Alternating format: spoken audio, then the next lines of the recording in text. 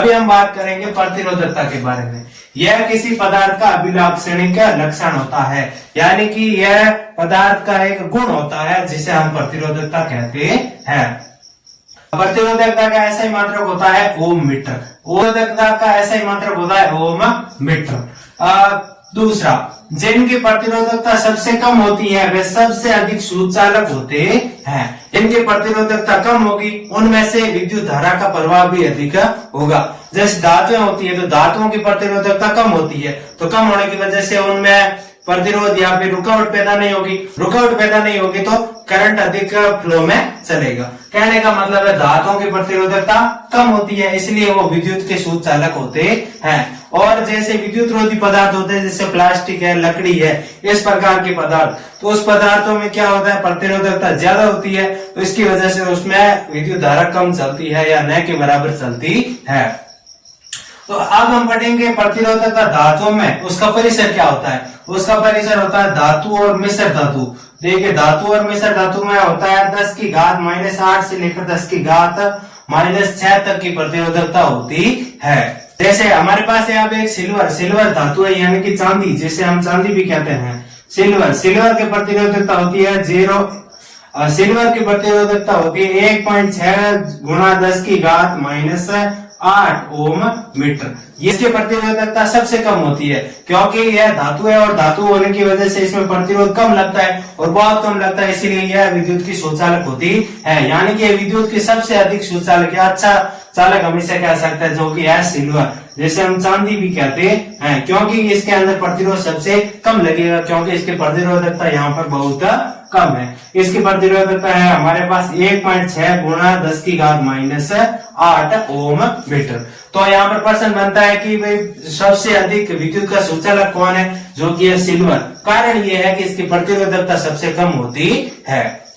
विद्युत रोधी की प्रतिरोधकता 10 की घात 12 से लेकर 10 की घात 17 ओम मीटर के बीच में होती है। जो भी हमारे जिसके अंदर करंट नहीं चलेगा उनकी प्रतिरोधकता यहाँ से 10 की घात 12 ओम मीटर से लेकर के 10 की घात 17 ओम मीटर के बीच में होगी। अब हम बात करते हैं कि प्रतिरोधकता ताप पर भी निर्भर करती है, यानी कि ताप के साथ परिवर्तित होती है। ताप बढ़ेगा तो प्रतिरोधकता घटेगी, यानी कि टेम्परेचर बढ़ा प्रतिरोधकता घट गई, पर टेम्परेचर घटा प्रतिरोधकता बढ़ गई। कहने का मतलब है ताप पर भी प्रतिरोधकता निर्भर करती है। अब हम देखेंगे प्रतिरोधकों का संयोजन, यानी कि प्रतिरोधों को किस प्रकार से जोड़ते हैं, प्रतिरोधों का जुड़ाव किस प्रकार से होता है। प्रतिरोधों को दो प्रकार से जोड़ा जा सकता है, जिसका संयोजन कहते हैं। पहला है हमारे पास श्रेणी क्रम संयोजन और दूसरा है हमारे पास समांतर क्रम संयोजन। देखिए, यहाँ से परिभाषा का कोई मतलब नहीं है, सीधे समझते हैं।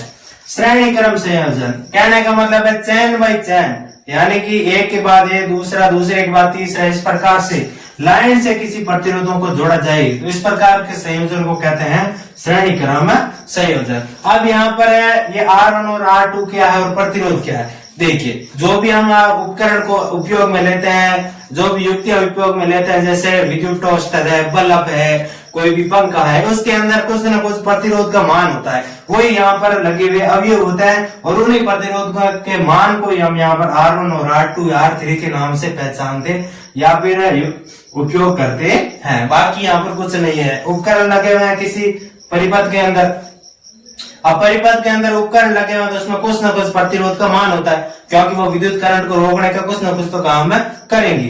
तो वही यहाँ पर मान उपयोग में ले रहे हैं, बाकी यहाँ पर कुछ नहीं है। हो सकता है यहाँ पर बल्ब है, यहाँ पंखा है और दोनों को सीरीज में जोड़ दिया है, तो वो श्रेणी क्रम संयोजन हो गया। हम बात कर रहे हैं समांतर क्रम संयोजन। देखिए, परिभाषा इंपोर्टेंट नहीं है, कॉन्सेप्ट इंपोर्टेंट है। यहाँ से हम पढ़ेंगे समांतर क्रम में क्या होता है कि कोई भी प्रतिरोध यदि दो बिंदुओं के बीच में जुड़े हैं, बिंदु कौन सा, बी और सी, इनके बीच में 1 2 3 अवयव जुड़े हैं, जैसे ये बल्ब है, ये पंखा है और ये कोई फ्रिज है, ये तीनों 1 2 3 ये तीनों इस प्रकार से जुड़े हैं कि इनके जॉइंट इन बिंदुओं पर हो रहे हैं, तो इस प्रकार के संयोजन को कहते हैं समांतर क्रम संयोजन। श्रेणी क्रम में यदि कोई प्रतिरोध जुड़े हुए हैं तो उसका कुल प्रतिरोध निकालने के लिए सूत्र क्या होगा, उस सूत्र को हम यहाँ पर व्युत्पन्न करेंगे। लेकिन उससे पहले हमें 2-3 चीजें इन परिपथ से सीख लेनी चाहिए। देखिए, ये है हमारे पास बैटरी और ये है हमारे पास स्विच और ये है हमारे पास एमीटर, जो कि विद्युत धारा को मापता है। इन तीन चीजों को देखेंगे तो ये हमें श्रेणी क्रम में जुड़े हुए दिखेंगे। श्रेणी क्रम का मतलब ये होता है कि यदि कोई अवयव हो, यदि कोई हमारे पास स्विच हो, बैटरी हो या एमीटर हो, वो एक ही सीध में एक ही लाइन में जुड़े हैं किसी परिपथ में, तो वो क्रम होता है हमारे पास श्रेणी क्रम।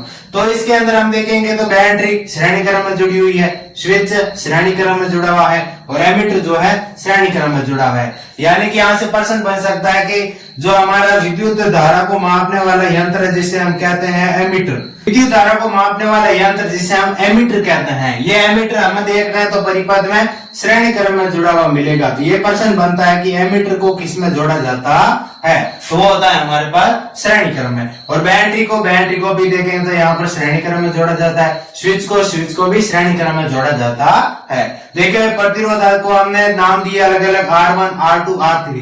ये देखो ज्यादा कुछ नहीं है, यहाँ पर अवयव है, जैसे ये बल्ब है, ये पंखा है और ये कोई फ्रिज है।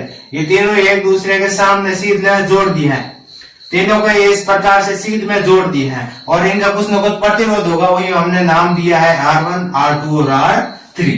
बात करने का तरीका कहीं नहीं पूछा जाता है, लेकिन हमें पता होना चाहिए कि सूत्र किस प्रकार से निकले हुए हैं। एक और हमारे यहाँ पर ध्यान देने वाली बात यह है कि यहाँ पर हम करंट यदि बैटरी से निकलेगा तो वो इस प्रकार से निकल के इस पूरे परिपथ को पूर्ण करेगा। तो इससे हमें यह ज्ञात होता है कि जो भी हमारा करंट होगा वो इसमें और इसमें तीनों में समान रूप से दौड़ेगा। कहने का मतलब है यहाँ पर विद्युत धारा क्या होगी, समान होगी, विद्युत धारा होगी हमारे पास समान। और जो हमारा वोल्टेज होता है, वोल्टेज हर एक प्रतिरोध के लिए अलग अलग होता है। वोल्टेज जो होगा हमारे पास, वो हमारे पास हर एक प्रतिरोध के लिए अलग अलग होगा। यानी कि इसका भी अलग वोल्टेज होगा, इसका भी अलग वोल्टेज होगा, इसका भी अलग अलग वोल्टेज होगा। यानी कि कहने का मतलब है श्रेणी क्रम में जुड़ने पर विद्युत धारा तो समान रहती है और विभवांतर या फिर वोल्टेज क्या रहते हैं, अलग अलग रहते हैं।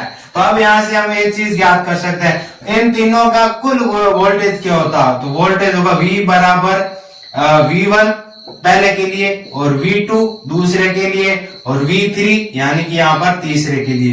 तीनों के लिए अलग अलग प्रकार के विभवांतर है, तीनों को जोड़ने पर यहाँ पर कुल परिपथ का विभवांतर आ जाएगा।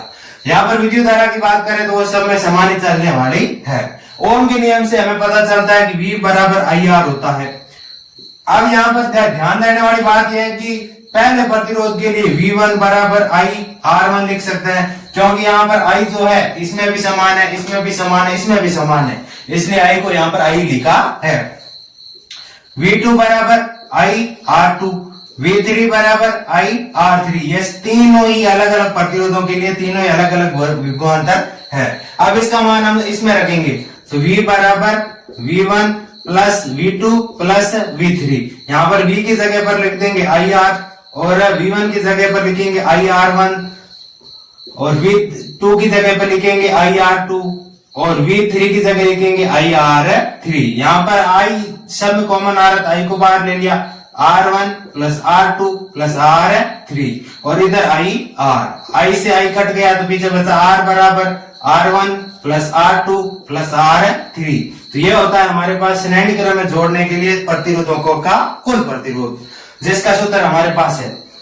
देखो वैसे तो ये तरीका कहीं नहीं पूछा जाता, लेकिन इनसे कई प्रकार के प्रश्न बन सकते हैं। पहला प्रश्न कि जो हमारा विद्युत धारा को मापने वाला यंत्र है जिसे हम एमीटर कहते हैं, उसको किस में जोड़ा जाता है, उसे श्रेणी क्रम में जोड़ा जाता है। दूसरा प्रश्न, श्रेणी क्रम संयोजन में विद्युत धारा होती है वो होती है हमेशा समान और वोल्टेज हमेशा होगा अलग अलग। तो अब हम बात करेंगे समांतर क्रम संयोजन के लिए। उसके लिए हम यहाँ पर सूत्र निकालेंगे। समांतर क्रम को यहाँ पर पार्श्व क्रम भी कहते हैं, दोनों ही एक ही चीज है।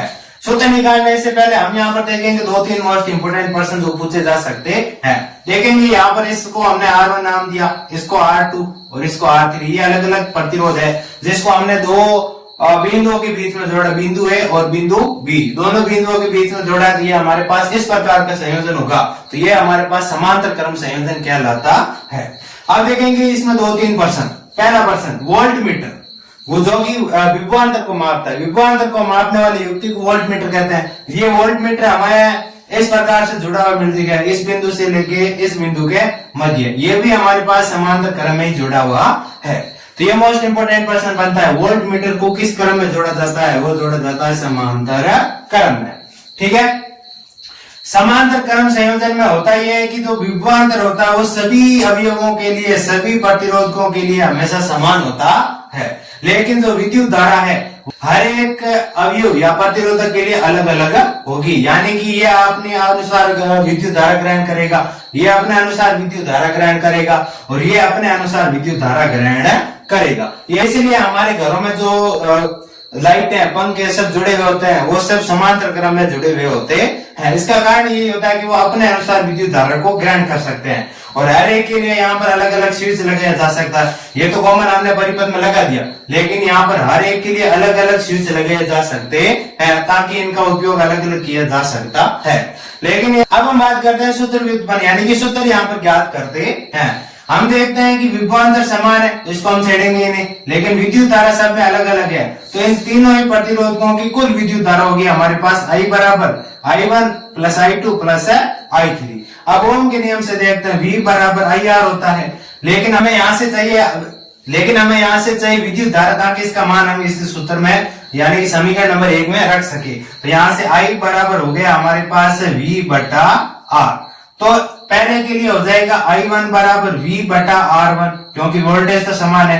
दूसरे के लिए हो जाएगा I2 बराबर V बटा R2। तीसरे के लिए हो जाएगा I3 बराबर V बटा R3।